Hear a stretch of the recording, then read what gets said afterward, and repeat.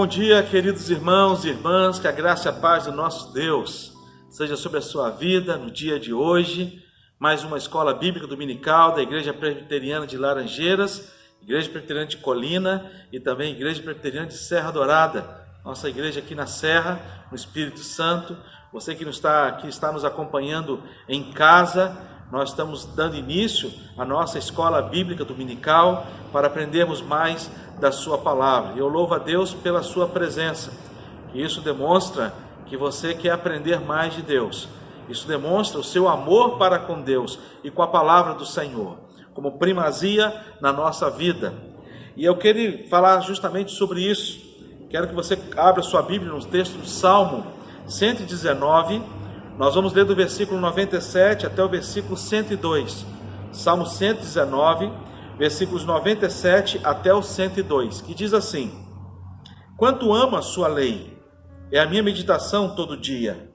Os teus mandamentos me fazem mais sábio do que os meus inimigos, porque aqueles eu os tenho sempre comigo.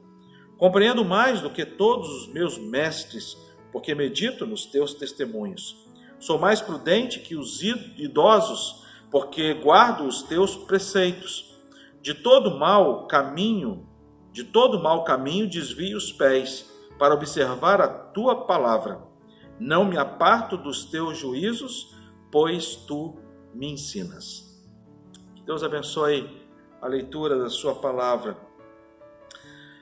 Quando falamos sobre a lei, Muitas pessoas cumprem a lei não por amor. Não por amor.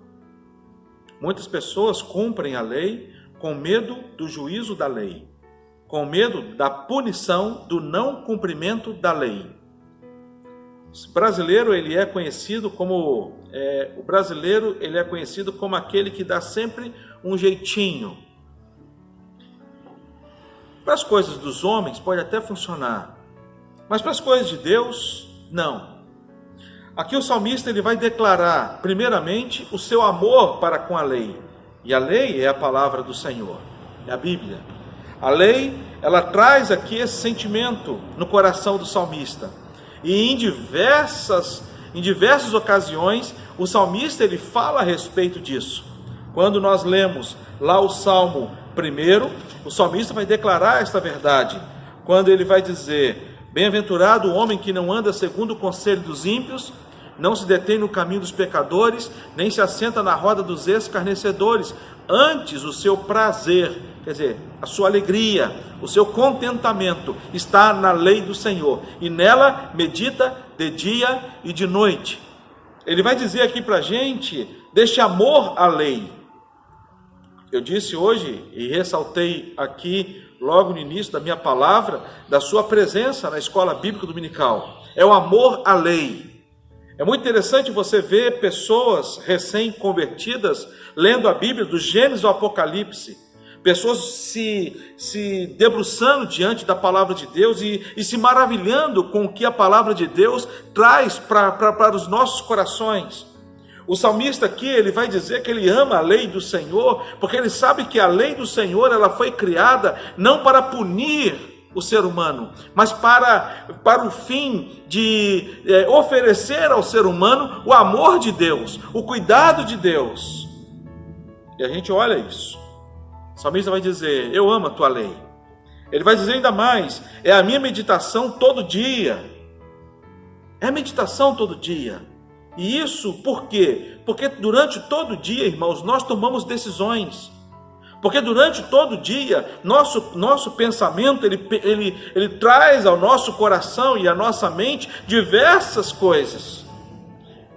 E nós temos que ser moldados pela palavra de Deus. Nós temos que ser direcionados pela palavra de Deus. No Salmo 105, no Salmo 119, versículo 105, logo após estes versículos que nós lemos, o salmista ele vai declarar: lâmpada para os meus pés é a tua palavra e luz para os meus caminhos.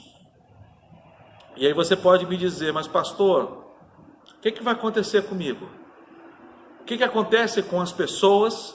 Qual é a reação que acontece com as pessoas quando passam a meditar nesta palavra? Porque este livro aqui, ele é um livro igual a todos os demais livros.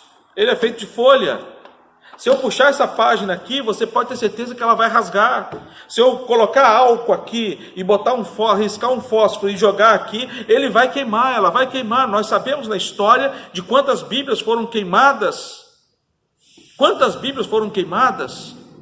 Para que as pessoas não tivessem acesso a esta palavra. Não tem nada mais que intimida Satanás, é quando uma pessoa se porta e se direciona e se curva diante da palavra do Senhor.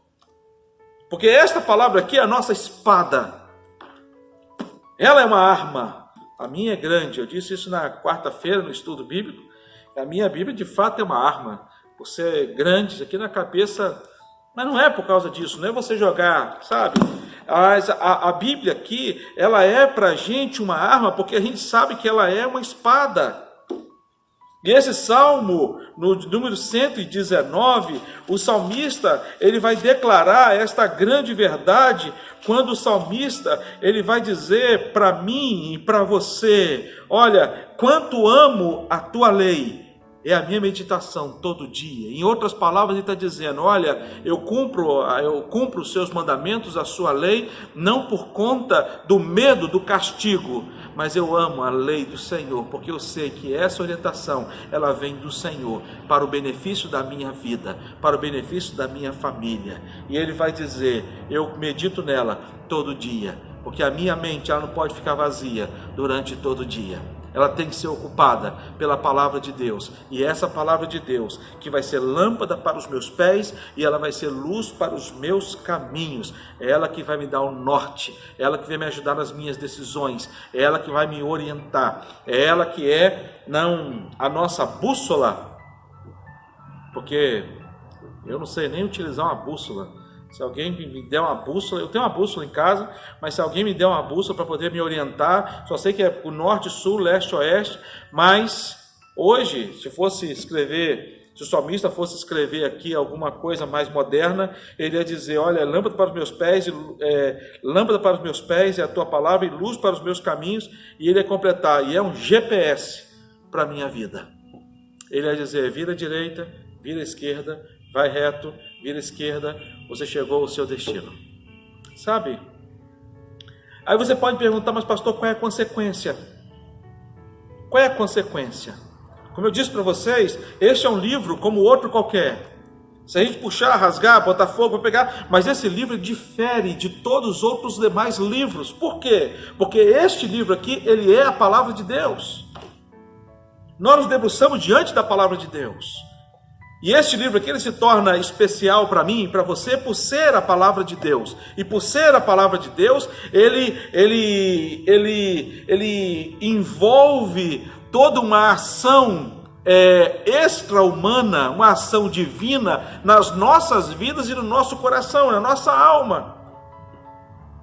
E ele vai dizer aqui as consequências daquelas pessoas que amam a lei, daquelas pessoas que meditam na lei de dia e de noite, ou todos os dias. Primeira coisa que ele vai dizer aqui é que os teus mandamentos me fazem mais sábio que os meus inimigos. Quem é que tem inimigo?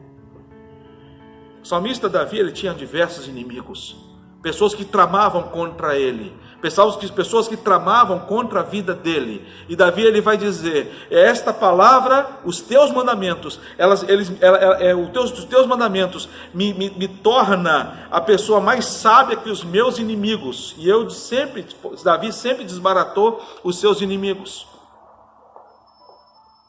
Nós precisamos, irmãos, entender que é através da palavra de Deus que vem a sabedoria, é através do temor do Senhor, é o princípio da sabedoria. Quer ser sábio? Busque na palavra de Deus a orientação para a sua vida, e você vai ser sábio, mais sábio, não apenas que os seus inimigos, mas ser sábio, mais sábio que os seus próprios amigos. A outra coisa que ele nos ensina é que a palavra de Deus, ele vai falar no versículo 29, compreendo mais do que todos os meus mestres. O que ele está querendo dizer aqui? Ele está querendo dizer o seguinte, olha, as pessoas podem ter o conhecimento da filosofia, as pessoas podem ter conhecimento de todas as ciências, mas se nós temos o conhecimento da palavra de Deus, nós nos tornamos pessoas mais sábias do que todos eles. Eu compreendo mais do que os meus mestres. Lembra de Nicodemos? Nicodemos era mestre. E quando esteve com Jesus Cristo, ele perguntou, como é que eu posso? Como que eu vou fazer para poder voltar ao ventre materno? Como é que eu vou nascer de novo? Ele não conseguia compreender, mesmo sendo mestre. Ele vai dizer ainda mais, aqueles que amam a lei do Senhor e meditam na lei do Senhor, eles se tornam pessoas prudentes. Já ouviu a expressão que algumas pessoas, elas agem como criança? Criança, quando usa essa expressão, é uma expressão de que a pessoa, ela age sem medir as consequências, sem medir os perigos da vida, age de maneira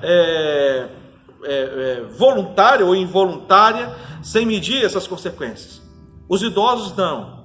Os idosos, eles antes de agir, porque eles aprenderam ao longo do caminho, eles aprenderam ao longo do tempo, ele vai dizer, olha, eu me torno mais prudente, não apenas mais sábio, não apenas mais compreendo mais, não aprendo mais somente, mas ele vai dizer, eu me torno mais prudente do que os idosos, porque guardo os teus preceitos. Nós precisamos de ter crentes prudentes, que antes de agir, pensem antes de agir. Que antes de falar, pensem antes de falar. Quantas pessoas falam e depois se arrependem do que falou? São pessoas que não são prudentes. Ele vai dizer ainda mais: de todo mau caminho desvia os pés para observar a tua palavra. Em outras palavras, ele está dizendo: olha, aonde tem buraco, aonde tem abismo, eu não caio, porque eu tenho a palavra do Senhor. E por último, ele vai dizer: não me aparto dos teus juízos, pois tu me ensinas. Hoje nós temos a nossa escola bíblica dominical. E na nossa escola bíblica dominical, nós temos aqui diversos professores. Mas esses professores, quem eles são? São homens, mulheres, usadas por Deus para ensinar a mim e a você a palavra do Senhor. Que hoje você aproveite desse ensino e que você possa a cada dia ser sábio, que você possa a cada dia aprender mais, que você possa a cada dia ser prudente, que você possa a cada dia desviar seus pés do mal, que você possa a cada dia não se apartar dos juízos de Deus, e que você possa receber de Deus a cada dia, porque Ele vai dizer: é a minha meditação todo dia. Que isso ocupe o seu coração, que isso ocupe a sua mente e que isso norteie o seu caminho, em nome de Jesus. Que Deus assim te abençoe e te conceda uma aula abençoada através das nossas redes sociais, seja pelo Zoom, seja aqui pelo canal do YouTube, seja pelo Facebook, aonde você estiver, que você possa aprender um pouco mais da palavra de Deus nesta manhã, e que isso possa abençoar a sua vida e que você possa ser bênção na vida de outros. Vamos orar? Deus fala no nosso coração através desta porção da Tua palavra e através do estudo que teremos hoje ainda. Use os professores, ó Pai, aquilo que o Senhor colocou no coração deles, para trazer mensagem de vida e de transformação aos nossos corações e à nossa vida. Oramos assim gratos, em nome de Jesus. Amém. Deus te abençoe e tenha uma boa aula.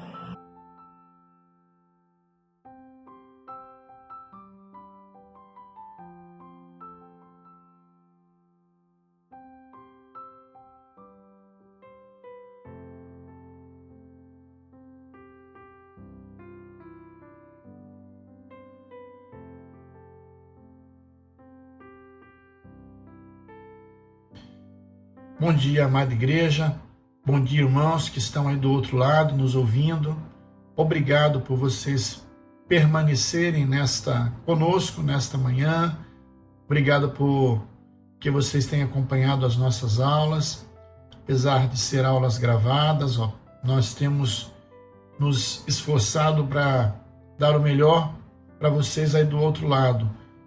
É aquilo que a gente tem falado, a pandemia, infelizmente, ainda não podemos nos reunir em salas, por causa do distanciamento. Então, ainda por um período, vamos trabalhar dessa forma. Nós queremos pedir para que você, neste momento, reúna sua família, tragam elas aí para perto da TV, do celular, do tablet, do computador, e nós vamos orar a Deus pedindo o direcionamento de Deus para essa aula. Nós temos ciência de que nós não somos capazes, que nós não temos a capacidade, mas nós temos a certeza de que não somos nós quem ministramos a aula. A aula é estudada, a aula é preparada, mas nós temos a convicção e a certeza de que quem fala é Jesus e que é o Espírito Santo de Deus que nos capacita para que sejamos usados por Ele para transmitir a palavra que Ele, muito antes de nós nascermos, Ele já havia preparado para que você, nessa manhã, ouvisse a palavra de Deus. Irmão, eu quero te dar uma notícia. Realmente eu não tenho capacidade, muitas vezes, nem eu e nem os outros professores, porque nós somos pecadores, mas nós temos a graça de Deus, a misericórdia de Deus, que todas as manhãs se renovam. Todas as manhãs. elas se renovam sobre as nossas vidas. E isso é o que nos faz viver. Isso é o que nos dá a alegria de falar da palavra de Deus e de sabermos que, apesar de nós, o Senhor fala através das nossas vidas. Vamos orar, irmãos? Senhor, nós te agradecemos, ó Pai, porque apesar das nossas dificuldades, das nossas falhas, dos nossos erros muitas vezes apontados por alguns irmãos, nós temos o privilégio, ó Pai, de falar que o Senhor nos perdoa, o Senhor nos usa, o Senhor nos capacita, o Senhor tem amor pela nossa vida, tem amor pela nossa família. O Senhor não nos vê como os homens veem, ó Pai. Os homens, ó Pai, veem condenando, o Senhor vê amando, ó Pai. Olha que bênção sabermos que nós temos um Deus que nos perdoa apesar das nossas dificuldades, das nossas falhas e dos nossos pecados. Obrigado, Senhor, pelo teu amor. Obrigado pela tua graça. Que o Senhor, nesta manhã, fale aos nossos corações, que sejamos alcançados, tocados pelo Senhor, e que tudo que nesta manhã o Senhor falar conosco, ele faça diferença na nossa vida, no nosso caminhar, no nosso andar, no nosso pensar e no nosso agir. Obrigado por tudo que o Senhor tem feito, em nome de Jesus. Amém. Irmãos, nós estamos estudando o capítulo 8 do livro Heróis da Fé. Nós estamos estudando Abrão, depois já virou Abraão. Hoje nós vamos trabalhar o capítulo 8, conforme eu já disse, e o tema da nossa lição de hoje é aqueles dias de altos e baixos. E o versículo bíblico, como que a base do nosso estudo desta manhã, está registrado em Gênesis, capítulo 18, do versículo 1 ao versículo 33, salvo engano. Gênesis 18, de 1 a 33, exatamente. Então, se você tem aí a sua Bíblia, eu já tenho aqui a minha Bíblia, Bíblia de Estudo de Genebra. Você, por favor, abra a sua Bíblia, que nós vamos hoje aprender um pouquinho desse texto e nós vamos trabalhar em cima desses versículos. Cada versículo tem uma informação maravilhosa. Esse texto é um texto escrito que vai nos trazer a graça e o juízo. Por isso que eu imagino que o autor, quando escreveu no livro aqueles dias de altos e baixos, é realmente aquele dia de grande alegria e dias também de não tantas alegrias, dias tristes que todos nós vivemos. Quem de nós não temos aqueles dias de altos e baixos? Mas antes, irmãos, eu acho importante, vocês que nos ouvem, sabem que a gente gosta de fazer um resumo do que a gente já estudou. E isso é legal porque isso fica gravado na nossa mente. Eu gosto de estar sempre batendo nessa tecla, porque a gente consegue aprender muito mais desses heróis que foram tão importantes na história da igreja. E Gênesis 18, ele vai dar a continuidade da vida deste homem que realmente foi um homem que fez muita diferença para a nação cristã, para o reino do Senhor aqui sobre a face da terra. E vocês há de lembrar comigo, nós vamos fazer uma pequena revisão aí rapidamente, só para vocês se encaixarem naquilo que a gente vai estudar. Os irmãos que ainda não participaram de nenhuma aula vão ter agora um momento de revisão. Vamos falar assim, uma revisão. O que nós já estudamos a respeito de Abraão? De uma forma bem resumida. Vocês lembram que Deus visitou Abraão? Abraão era um homem bem-sucedido. Abraão era um homem rico. Abraão era casado com Sarai. Eles tinham um sobrinho que morava com eles, chamado Ló. E eles viviam em suas terras tranquilos, até que Deus um dia o visita. E Deus pede para Abraão para ele deixar aquela terra ir para uma terra em que Deus mostraria, Deus ia mostrar uma terra para ele. Abraão, sem nenhuma hesitação, ele reúne a sua família, ele reúne o seu gado. Abraão era um homem de muita riqueza, já um homem rico, um homem bem-sucedido. Ele deixa o conforto do seu lar, o conforto da sua terra, e ele vai para uma terra em que ele não conhecia, uma terra em que Deus haveria de mostrar para ele. Então ele pega tudo aquele povo, os seus criados, a sua esposa, a sua família, e se desloca para uma outra região. Diz a palavra de Deus que Abraão, logo depois de se deslocar para essa outra região, ele tem uma primeira prova. O que acontece? Ele se desloca para aquela região em que Deus haveria de mostrar, e aquela região em que ele vai com a sua família, com o seu povo, com as suas tendas, naquela região eles vivem um momento de grande fome. Imagina você sai da sua casa, você deixa tudo que você tem, você já é uma pessoa bem-sucedida, e você vai para um outro espaço, e naquele local que você começa a conhecer, que você começa a conhecer novas pessoas, em que você começa a se ambientar no local, aquele local começa a viver um grande período, uma grande miséria, ao ponto de faltar alimento, faltar comida para o gado, faltar comida para os seus servos. E Abrão, ele toma uma decisão um pouco precipitada.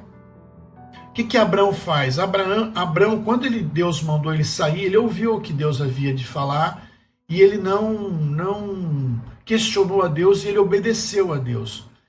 Na primeira prova de Abrão, na primeira prova que Abrão passou, ele, sem consultar a Deus, vocês aprenderam o que ele fez? Ele saiu dessa terra e ele desceu para o Egito. Ele desceu para o Egito porque no Egito havia comida. Mas ele não consultou a Deus. E ele sabia que a descida dele para o Egito, sem consultar a Deus, obviamente traria consequências não tão agradáveis para ele. Mas ele foi.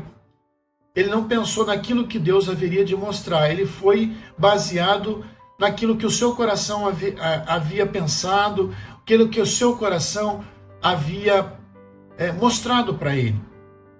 E diz a palavra de Deus que ele pega a sua família, pega a sua esposa, e ele desce para o Egito em busca de comida, sem consultar a Deus. Irmãos, fica aqui uma informação para você que me ouve.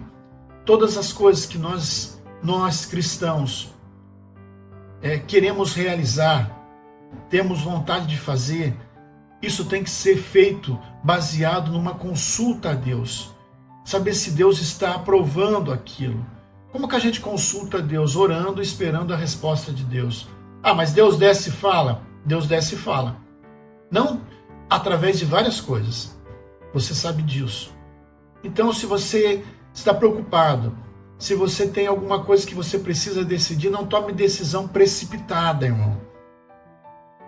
Porque o nosso coração é falho. A palavra de Deus diz que o coração do homem é falho. Busque a Deus, entregue a Deus, e Ele sim vai dar a resposta certa. Volta para o texto.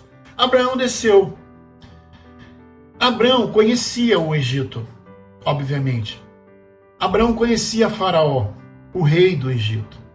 Abraão sabia que Faraó tinha milhares de concubinas. Faraó tinha milhares de concubinas. Faraó gostava de mulheres. Era normal naquela época os reis terem muitas mulheres. E Abraão, espertamente, tinha uma mulher muito bonita. A palavra de Deus diz que Sarai era uma mulher demasiadamente bonita. Ou seja, não é uma mulher comum. Ela era fora da curva, vamos dizer assim. Aquela mulher que, por onde ela chega, ela chama atenção. Sarai era essa mulher. E Abraão, novamente, sem consultar a Deus espertamente, ele combina uma estratégia com Sarai. Por quê? Porque ele sabia, ele tinha no seu coração a certeza de que quando os os servos de Faraó o encontrassem e olhassem para ele e Sarai, os servos de Faraó iam matar Abrão para que pudessem levar Sarai para o harém de Faraó. O que ele pensa? Bom, eu não vou morrer. Eu não quero morrer. Sarai realmente é fora da curva. Os servos vão ver Sarai e vão ficar encantados e vão levar informação para Faraó. Faraó vai fazer o quê? Vai me mandar me matar e vai pegar a minha mulher e vai coabitar com ela e vai ficar com ela. E realmente ele tem uma estratégia brilhante aos olhos dele, péssimas aos olhos de Deus. Ele combina com Sarai uma grande mentira. Sarai, vamos combinar o seguinte, vocês já ouviram isso, eu estou fazendo um resumo para aqueles que ainda não conhecem. Vamos fazer o seguinte, Sarai, vamos combinar que você é minha irmã. E Sarai atenta e obedece, obviamente, e como eu já havia falado, no primeiro encontro dos servos de Faraó com Abrão, eles se encantam com Sarai e Abrão fala, não, é minha irmã, pode levar. Olha só a situação, olha só como que um marido age com a sua esposa. Eu fico impressionado como que a palavra de Deus ela nos mostra algumas coisas que para nós humanos parece uma coisa assim tão pecaminosa, né? E realmente é errado, mas se fosse no nosso meio a gente tinha condenado Abrão a tudo que é ruim, porque o nosso coração é um coração maligno, perverso. Mas olha o coração de Deus. E realmente Abrão e Sarai vai morar com Faraó, vai para a casa de Faraó. Como isso acontecia? Quando o Faraó levou Sarai para casa, Faraó presenteou Abrão, vocês já sabem, com cavalos, camelos, joias, ouro e tantas outras coisas. Então Abrão, além de ele já tinha grana, ele já era bem sucedido, então Faraó o fez ainda muito mais bem sucedido. Só que Abrão fez uma troca, né? Ele trocou a mulher por tudo isso. Obviamente, isso já estava tudo nos planos do Senhor, obviamente. Passado algum tempo, o Faraó descobre a mentira de Abrão. Faraó descobre a mentira de Abrão, e Faraó se irrita, e Faraó manda chamar Abrão, e Faraó dá uma dura em Abrão. Abrão chega e Faraó fala, como que você teve coragem de fazer isso comigo? Você trouxe desgraça para minha família. Você colocou a minha família em risco. Você brincou com o Deus que você acredita. Minha família está aí, as coisas estão começando a acontecer de uma forma ruim aqui dentro da minha casa. E prova disso é a sua mentira. Ó, o seguinte, pega as suas coisas, pega o que eu te dei, pega essa sua mulher e vai embora, sai daqui. Faraó ainda teve pena de Abrão, porque Faraó poderia ter mandado decapitar, cortar o pescoço, mandado matar. Não, mas ele pegou e mandou que Abrão fosse embora. E tudo aquilo que ele havia presenteado a Abrão, ele deixou que levasse. Abrão pega toda a sua família e desce e volta para a sua cidade de origem. A sua cidade de origem é a cidade que nós vamos estudar hoje, que é os Carvalhais de Mamre. O que é os Carvalhais de Mamre, segundo a palavra de Deus? É uma região alta, uma região montanhosa, uma região meio pedregosa, mas uma região pequena. Abraão vai para lá. Aí no decorrer da história, o que acontece? Abraão e seu sobrinho Ló, eles adquiriram muitas riquezas nesse período, nessa caminhada. E começa a acontecer uma briga entre os servos de Ló e os servos de Abraão. Por quê? Porque na cidade de Mamre, nos Carvalhais de Mamre, eles não conseguiam juntos ter alimentação suficiente para todo aquele rebanho em que eles haviam adquirido. Então começa a acontecer uma disputa entre Abraão e Ló, entre os servos de Abraão e os servos de Ló. Abraão era o chefe do clã, ele que comandava. Mas ele teve a humildade de chamar o seu sobrinho Ló. Eles estavam acima na montanha e chamou, isso a gente já estudou também, decorrer do nosso estudo, das nossas lições. Chamou seu sobrinho Ló e falou: Ló, é o seguinte, não tem condições de nós permanecermos juntos. Nossa família cresceu, nós adquirimos muitas riquezas. Vamos fazer o seguinte, escolhe para onde você quer ir. Você tem o privilégio, você tem aí a possibilidade de fazer a escolha. O que você escolher, eu vou ao contrário, ou eu permaneço onde eu estou. E diz a palavra que Ló olhou do alto do monte para as campinas verdejantes onde estava situada Sodoma e Gomorra. Não sei se vocês tinham conhecimento disso. Do alto ele avistou Sodoma e Gomorra e ele falou assim: tio, eu vou descer com a minha família, com os meus animais, e vou permanecer ali nas planícies do Jordão. Eu vou permanecer por ali e você pode continuar por aqui. E Ló desce com sua família.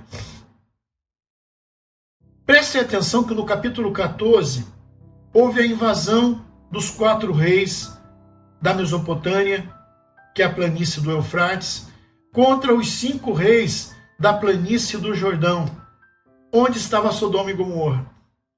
Ou seja, quando Ló desceu com o seu povo e com seus animais e com toda a sua parentela para Sodoma e Gomorra, ele permaneceu ali algum tempo. Aquela região tinha os 5 reis. Segundo a palavra de Deus, esses 5 reis e aquela região, ela foi escravizada por esses 4 reis da Mesopotâmia durante 12 anos. É história. 12 anos de escravidão. Aí chegou um momento que esses 5 reis, eles se revoltaram e eles prepararam uma cilada. Eles foram guerrear contra esses 4 reis da Mesopotâmia. Só que eles perderam a disputa. Eles sofreram uma derrota avassaladora.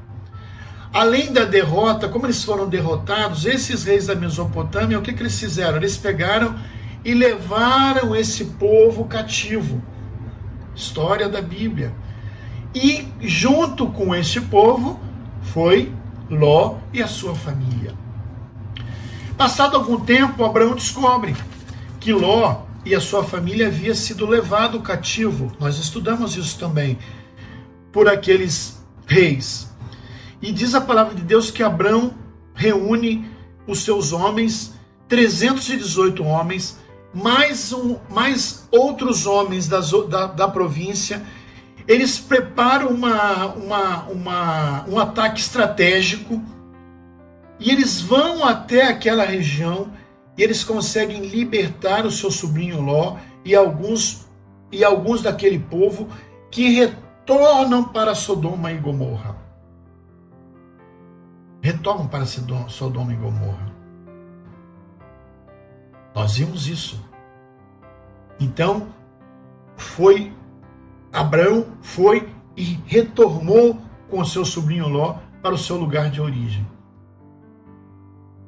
Passado mais um tempinho, no capítulo 15, nós vemos que Deus, capítulo 15 de Gênesis, Deus firma uma aliança com Abraão. Abraão estava com medo. Abraão estava preocupado, porque o tempo havia passado, as coisas haviam acontecido, e a promessa que Deus havia feito de que ele se transformaria numa grande nação ainda não havia chegado. Nós estudamos isso. Abraão tinha um servo chamado Eliezer, e ele dizia assim: será que Eliezer será o meu herdeiro? A promessa de Deus não vai se cumprir? Abraão estava com medo. Por quê? Porque ele tinha acabado de estrategicamente reunir alguns homens, ido àquela região da Mesopotâmia, trazido aquele povo de volta, só que houve guerra, houve briga. Então ele falou: qualquer hora dessas vão me atacar, eu vou ser exterminado. Então havia um medo na mente de Abraão. Lembrem que eu falei que será que Eliezer, o meu mordomo, é que vai ser o meu filho? Abraão estava preocupado. E Abraão preocupado, o que ele deve ter feito? Ele deve ter comentado com a esposa, obviamente. Normalmente a gente comenta com a esposa algumas coisas que nos preocupam. E a esposa, sabiamente, aos olhos dela, mas outra vez agindo sem consultar a Deus, ela tem uma ideia que aos olhos dela era brilhante, mas que trouxe consequências devastadoras até hoje na nossa geração.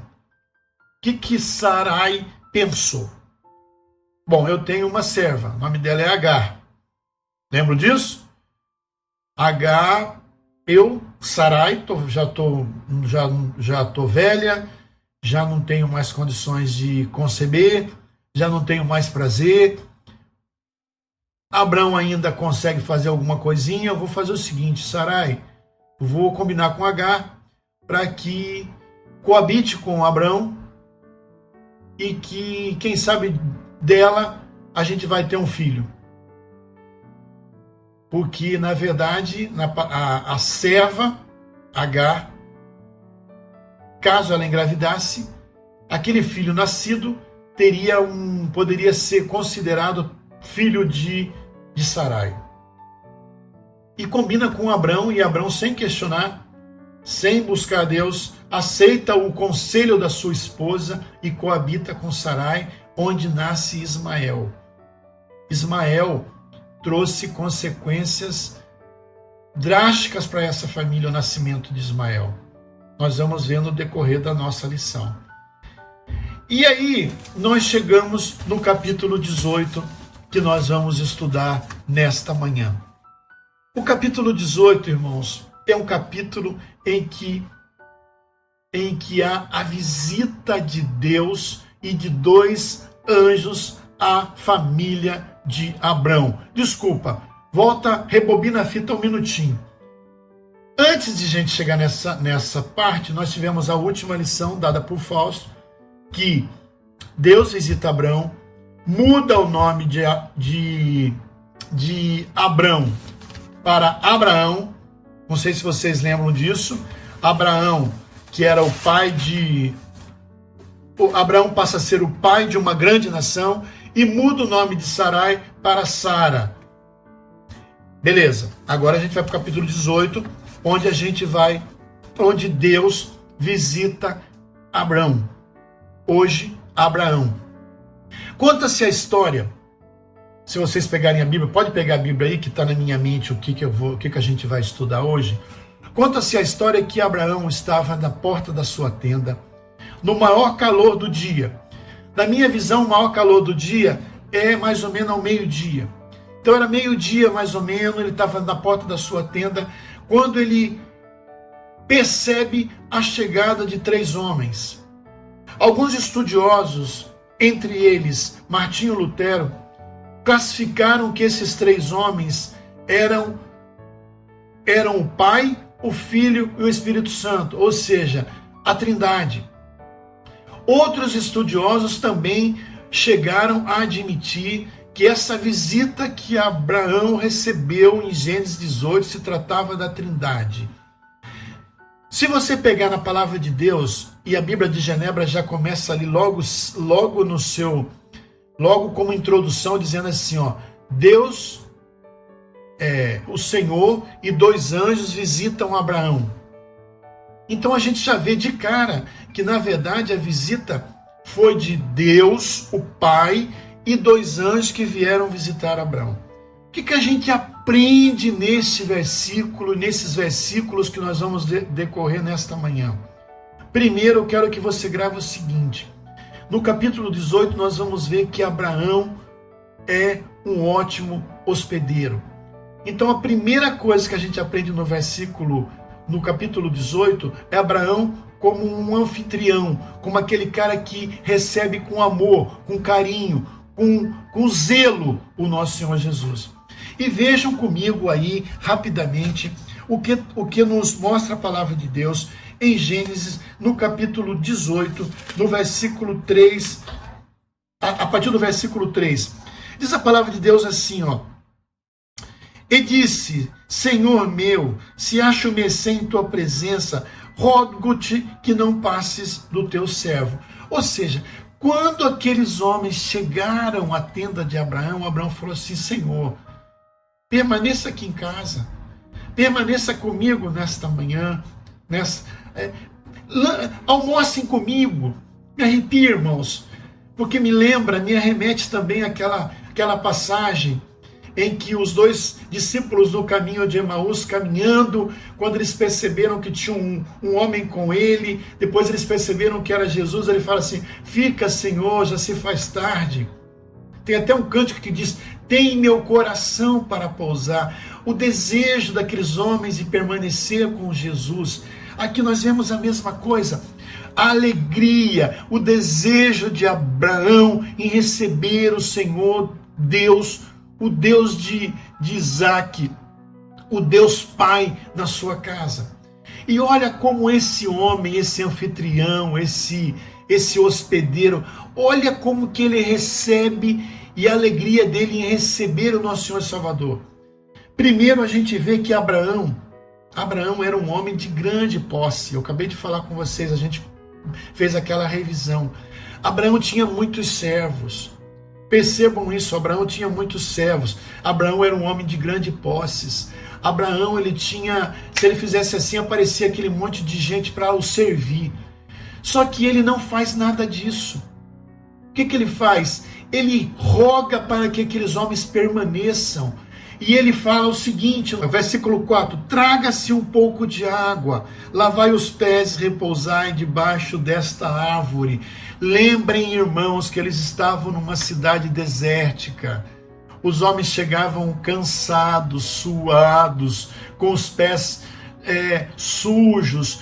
A primeira característica de um bom anfitrião, de uma pessoa que quer receber bem daquela região, era lavar os pés, era refrescar os pés, era fornecer água boa para tomar, e era que eles se repousassem embaixo de um local em que tivesse o frescor.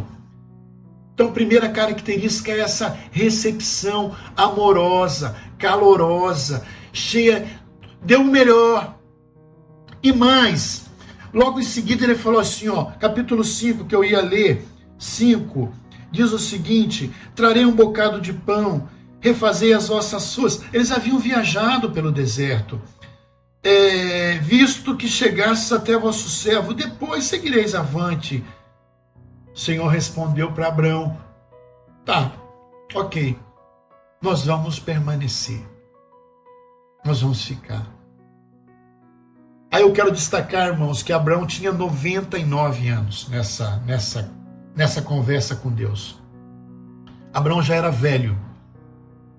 E uma das características que me encanta nesse texto diz assim, versículo 6, diz assim, apressou-se, pois, Abraão para a tenda de Sara, ele disse: amassa depressa 3 medidas de flor de farinha e faze pão ao borralho. Abraão, por sua vez, correu ao gado. 99 anos, correu ao gado, saiu foi lá buscar o melhor que ele tinha. Irmãos, volta um pouquinho a fita. Não sei se vocês têm conhecimento do que significa 3 medidas de farinha. Eu fui pesquisar para ver o que significa 3 medidas de farinha, que fala aqui no versículo 6. E flor de farinha. Flor de farinha é a nata da farinha. É o melhor que se tem para oferecer. 3 medidas de flor de farinha dava para alimentar uma multidão. Era muito pão, irmãos. Não era mais ou menos, não. Era muito pão. Abraão, com 99 anos, ele saiu e foi ao gado buscar a melhor espécie que ele tinha. O melhor que tinha na manada. É o melhor. Ele foi lá, buscou o melhor que ele tinha do gado, deu ao seu servo, prepara isso rapidamente, prepara coalhadas, prepara leite, que nós precisamos servir esses homens. Ele deu o melhor da sua casa, ele deu o melhor que ele tinha. E a minha pergunta a você nesta manhã, baseado nessa informação que nós tivemos do capítulo 18, do 1 ao 6, o que você tem dado de melhor para Deus? Se Deus for visitar a sua casa, o que você tem a oferecer a Ele? Primeiro, será que Deus teria prazer em visitar a sua casa? Será que Deus seria bem-vindo na sua casa? Você daria o melhor que você tem para Deus? Abraão nos mostra que nós temos que dar o melhor que nós temos. Nós temos que ter o prazer de receber o nosso Deus na nossa casa. Talvez você pergunte, mas Deus ainda nos visita? Deus ainda nos visita. E se Ele não nos visita é porque a nossa casa não está preparada para receber a visita de Deus. O que é o seu melhor? O que você tem dado de melhor para Deus? O que você tem feito de melhor para a igreja do Senhor Jesus Cristo? O que você tem trazido de bom para esse nosso Deus? Ele não necessita de absolutamente nada nosso, mas Ele espera o melhor de nós. O que é o seu melhor, irmão? Nós estamos vivendo um momento difícil na nossa caminhada, na nossa trajetória, na nossa igreja, em que Deus tem solicitado a mim e a você que regasse as mangas e que se coloque para trabalhar para a casa do Senhor, para não ver os defeitos, para não ver as coisas de repente que estão acontecendo, mas que se coloque para trabalhar, para que não deixamos que Satanás derrube, que Satanás vença. Ele só não vai vencer quando nós nos unirmos e dar o melhor que nós temos para Deus. O que é o seu melhor? Logicamente que todos nós temos capacidade. Deus nos capacitou. Deus te capacitou. Você tem alguma coisa para oferecer, sim. Só que muitas vezes a preguiça, muitas vezes aquilo que você acha tempo para tudo na sua vida, para estudar depois de velho, muitas vezes, para trabalhar, para malhar, para fazer tantas outras coisas, mas para Deus você não tem nunca tempo. E Abraão nos mostra que você tem que dar o melhor seu. O melhor seu. Então aqui nós aprendemos nesse capítulo 18, em primeiro lugar, Abraão como um grande anfitrião, como um homem que recebe com amor, com carinho, com zelo o nosso Senhor e Salvador Jesus Cristo. É interessante a gente falar isso. É interessante a gente ver como que isso é importante. Como que isso é legal. Olha o versículo que Abraão, ele não se sentou junto com aqueles homens, ele permaneceu em pé. Foi uma recepção pessoal, ele era ali o garçom. Ele poderia sentar e se deliciar com aquele banquete que ele estava oferecendo. Não, ele ficou em pé dizendo assim, eu estou aqui pronto para servir. O que vocês precisarem, eu estou aqui para servir. O que você tem servido, irmão? Aonde você tem servido? Eu não tenho. Você tem sim, para com essa conversinha fiada. Você é um bom administrador. Você sabe falar. Pelo menos você fala mal dos outros às vezes. Então você sabe falar. Você leva essa informação dos outros, leva a informação de Deus. O que você tem feito? Como que você tem servido a esse Deus? Aprenda com Abraão.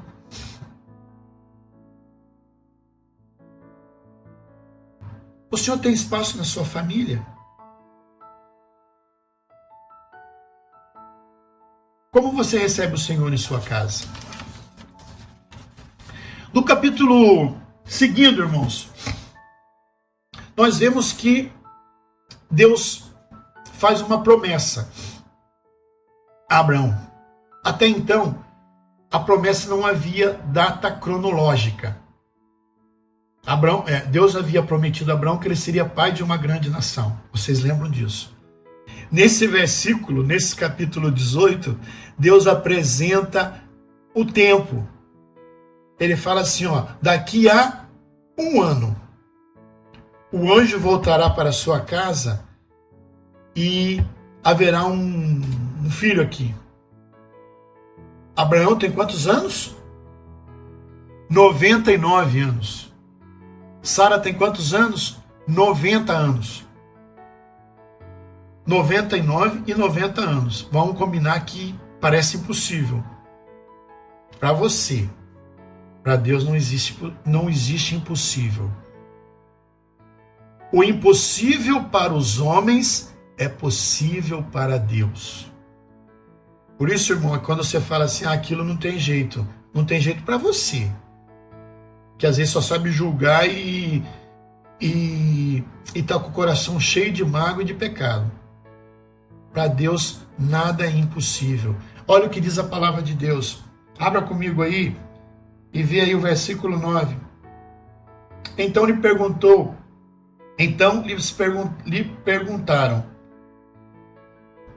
Deus, Sara, tua mulher, onde estás? Ele respondeu, está aí na tenda. Disse um deles, certamente voltarei a ti daqui a 1 ano, a promessa dada. Quero destacar uma coisa aqui, irmãos. Quando um dos homens pergunta a Abraão sobre Sara, é legal a gente destacar a importância da mulher na vida de Abraão. A tenda era a casa. Abraão diz assim que aqui ele nos mostra que a casa é o local onde a mulher reina. Onde a mulher tem a posse, a propriedade, onde ela é a rainha. A tenda mostra que a mulher tem o domínio sobre a casa, sobre os filhos. A tenda nos mostra que nós devemos amar as nossas mulheres e cuidar delas, que nós devemos respeitá-la, de que a mulher ela tem um papel fundamental na vida do homem, na vida desse servo. A tenda nos mostra isso, se você estudar sobre essa fala de Abraão. Abraão nos mostra o amor, o zelo, o carinho com que ele tinha por Sara. E a minha pergunta para você, meu irmão, que me ouve nesta manhã é: como você tem tratado a sua Sara? Como você tem cuidado da sua Sara? Sua Sara, ela domina, você dá a ela possibilidade, você dá a ela força, você dá a ela materiais para que ela seja a rainha do seu lar. Nós temos visto, irmãos, muitos casamentos fragmentando, sendo dilacerados, sendo perdidos, porque não há essa comunhão, esse carinho, esse zelo pelas nossas mulheres. E isso vice-versa. Satanás tem agido de forma estratégica nas nossas famílias, derrotando-as por falta de conversa, por falta de comunhão, por falta de amor, por falta de perdão, por falta de carinho, por falta de conversa. Satanás, ele usou estratégias inteligentíssimas em nos deixar cada vez mais preocupados em ter do que ser, em adquirir do que amar. Isso tem levado famílias ao fracasso. De que vale ganharmos o mundo inteiro e perdermos a nossa alma? De que vale termos tantas posses se temos uma família dilacerada e destruída? Abraão nos ensina que nós devemos amar a nossa família, amar a nossa esposa, cuidar da nossa tenda.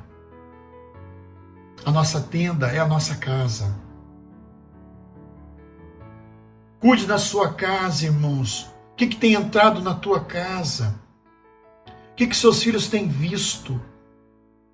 O que seus filhos têm assistido? Muitos pais nem sabem o que os filhos veem, nem sabem o que eles assistem, não participam. Uma das coisas mais erradas, irmãos, que nós pais cometemos é colocarmos TVs, computadores dentro de quartos de filhos. Nós já fomos adolescentes, já fomos jovens. Hoje a pornografia, hoje essas coisas elas reinam nesses lugares. E muitas vezes os nossos filhos têm se deleitado em noites adentro, assistindo as pornografias, e os pais estão dormindo como anjos, e os filhos pecando aos pés do demônio, e vocês não têm conhecimento disso. E acham que os filhos são santos. Não, meu filho não faz. Faz, irmão. Faz porque a gente fez. Para de ser bobo, de achar que o seu filho é santinho. Vai orar, irmão. Fica mais atento com a sua tenda, meu irmão. Antes que ela se rompa, antes que ela caia. Abraão nos ensina isso aqui nesse versículo. E nesse versículo seguinte, Deus faz a promessa. Daqui a 1 ano, eu voltarei e terá um filho aqui. Sara tem 90 anos, irmãos. 90 anos. E diz a palavra de Deus que ela ri dentro de si. Ela não deu uma gargalhada. Tipo assim, debochando de Deus. Ela não deu uma gargalhada debochando de Deus.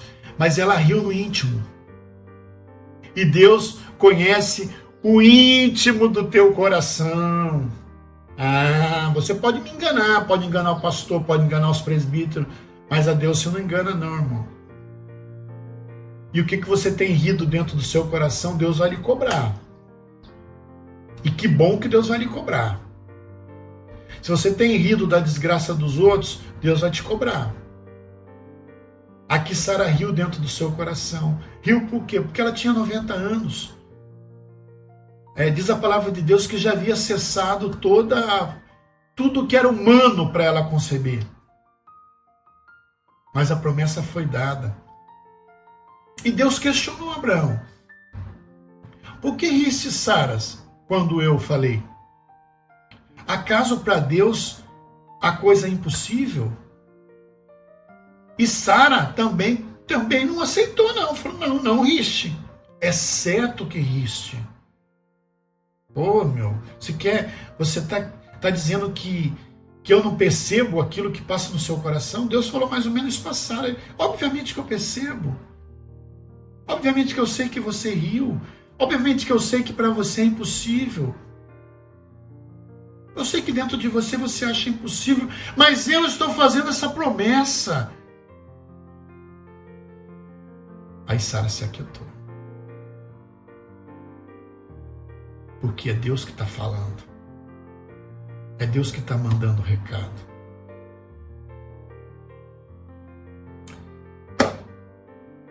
A reação de Sara foi uma reação, vou dizer assim, que não foge muito à normalidade. Mas Deus é Deus. E para Deus não há nada impossível. No capítulo 14 mostra a onipotência de Deus, irmãos. Acaso para o Senhor a coisa demasiadamente difícil? Daqui a 1 ano, nesse mesmo tempo, voltarei a ti, e Sara terá um filho. Então Sara, receosa, o negou, dizendo, não me ri. Ele, porém, disse, não é assim, é certo que riste. Mostra a onipotência de Deus. Deus é Deus e não há o que duvidar. Vamos lá, que a gente já está chegando no final. No capítulo 17, diz o seguinte, diz o Senhor, ocultarei a Abraão o que hei de fazer, visto que Abraão certamente virá a ser uma grande e poderosa nação, e nele serão benditas todas as nações da terra. O capítulo 17 mostra Abraão como um profeta. Mostra a Abraão que Deus não ia permitir que Abraão não realizasse no seu coração aquilo que Deus o havia prometido. Apesar de Abraão ter 99 anos, Deus havia prometido que Abraão, aqui na palavra de Deus nos diz que Abraão mostraria ao seu filho e ao filho do seu filho o amor de Deus, pregaria a palavra para essa família, mostraria Deus para essa família. Diz aqui na palavra de Deus,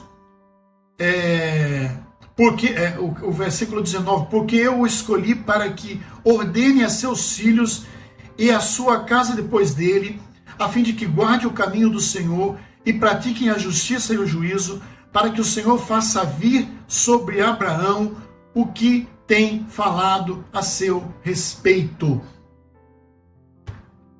Promessa de Deus se cumprindo, irmãos.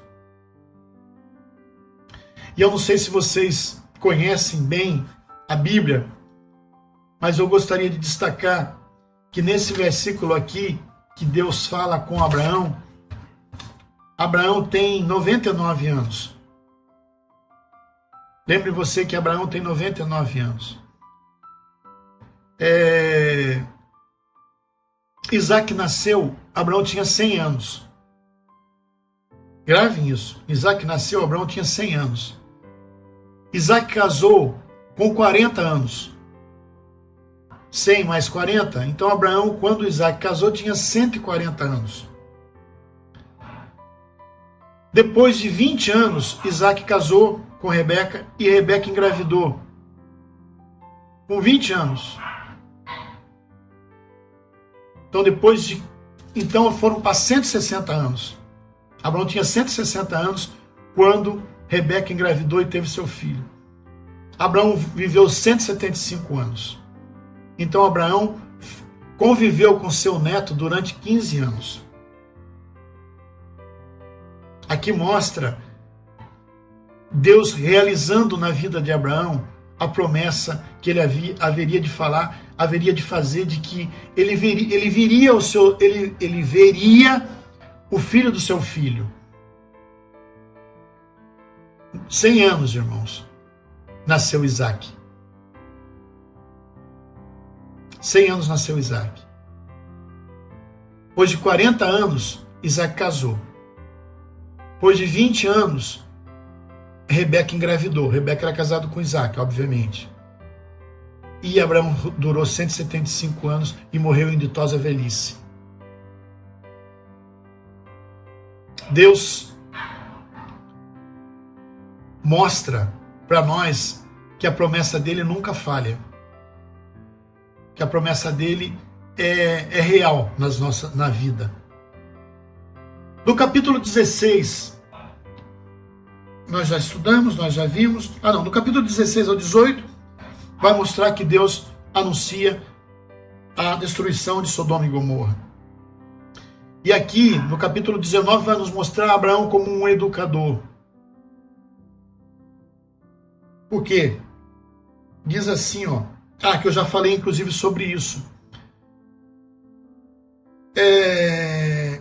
E por último, irmãos, eu quero, para a gente encerrar, no capítulo 20 ao 33, vai nos mostrar Abraão como um grande intercessor. A palavra de Deus diz que Deus não aplica o juízo sem antes investigar. Deus é justo. Então, o livro nos mostra a graça e nos mostra a justiça de Deus. Havia muita reclamação, chegava muito aos ouvidos do Senhor as coisas que aconteciam em Sodoma e Gomorra. Vocês há de lembrar que Sodoma e Gomorra era uma cidade completamente perversa, uma cidade em que vivia fazendo coisas totalmente desagradáveis a Deus, contrárias a todo tipo de padrões, homens coabitando com homens, mulheres coabitando com mulheres, a adoração a vários deuses, ou seja, uma cidade completamente perversa. E Deus veio para juízo sobre essa cidade. Abraão intercedeu diversas vezes a Deus. A palavra de Deus nos diz que Abraão acompanhou os homens nesta caminhada, e no caminho ele falava com Deus: Deus, o Senhor há de fazer justiça, tendo justo nessa cidade. O Senhor não é um Deus o Senhor é um Deus justo. Como que o Senhor pode matar todo mundo? Como que o Senhor pode exterminar todo mundo? Aí ele começa um diálogo com Deus. Abraão começa a interceder pelo povo. Ele diz: Senhor, se tivesse 50 justos na cidade, o Senhor vai exterminar? Deus fala: não. Se tiver 50 justos, irmãos. Eu estou falando de uma cidade com uma grande população. Deus fala: por causa de 50 justos eu não vou exterminar. Abraão continua a caminhada e diz: mas e se houverem menos 5? O Senhor vai exterminar 45? Não, não vou exterminar. Meu pai, mas 45 não é possível. Senhor, e se tiver 40? 40 também eu não vou exterminar, Abraão. Fica tranquilo, se tiver 40 justos, a gente vai livrar essa cidade pelos 40. E se tiver 30, Senhor? Abraão, eu já falei que se tiver 30 também não vamos exterminar. Senhor, eu sou pó, eu sou pecador, eu sou falho. Senhor, e se tiver 20? Abraão, se tiver 20 justos na cidade, eu não exterminarei a cidade. Senhor, permita mais uma vez falar contigo. Fala, Abraão. Se tiver 10, se tiver 10 justos, também não exterminarei a cidade.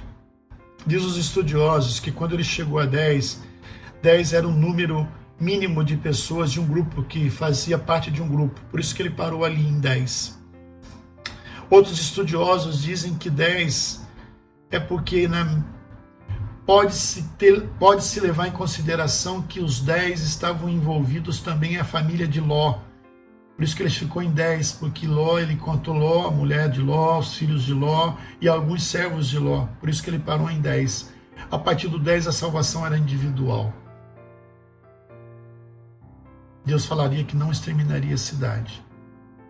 Aqui nós aprendemos com Abraão como intercessor, um homem que intercede pelo povo, apesar de todo o pecado que o povo havia e estava cometendo.